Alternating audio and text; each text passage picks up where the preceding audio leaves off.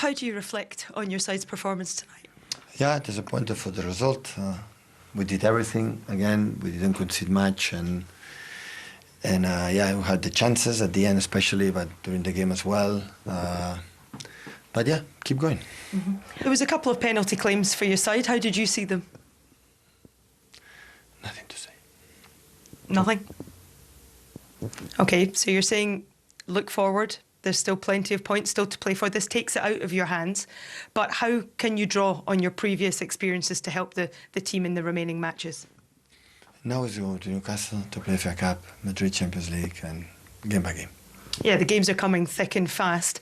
As the mentality within that dressing room, I mean, do you feel you'll need to pick them up for that Newcastle game, or do you feel the motivation will be enhanced?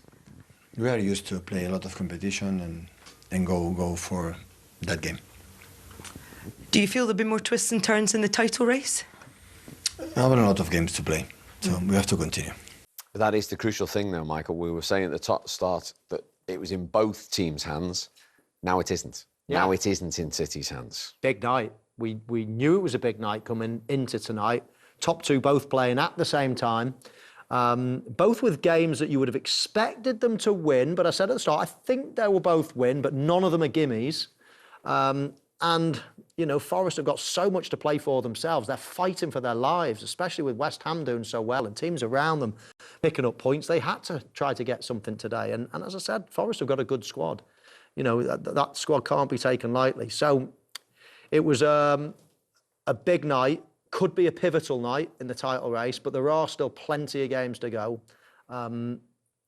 Manchester City simply can't slip up again, though. They can't go further away. They've got to put the pressure on Arsenal from now on in. What's it like when you come off the pitch and you've done your job, and then someone says to you, "Oh, they've drawn or they've lost"? I mean, how? It's a massive bonus. It really is a massive bonus. You know, you're walking off. All you're interested in is your result, but when you hear your local rivals and the team who's going to be going all the way with you have dropped points, it's a massive, massive boost. It really is for the players. So they'll be absolutely delighted with the result themselves, but they'll also be delighted with what happened at the Etihad. And obviously, as Michael says, there's lots and lots of football still to be played, but you want them, the little bonuses along the way.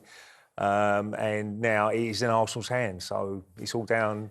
And I'm sure the fans enjoy their journey on the way home, the Arsenal fans. As you can see, they're celebrating the win, but they're also celebrating the 2 points drop for Man City. I think if you had asked Arsenal before the night, if they had just sustained and kept their difference, they would have been happy. On paper, I think that they probably had the harder game. They're playing against someone higher in the league. They're away from home. Manchester City obviously playing at home against a team fourth from bottom.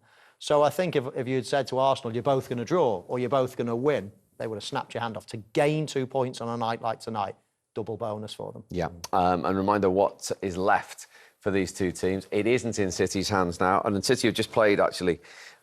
Forest, of course, battling for their lives. Their next Premier League game is away at West Ham.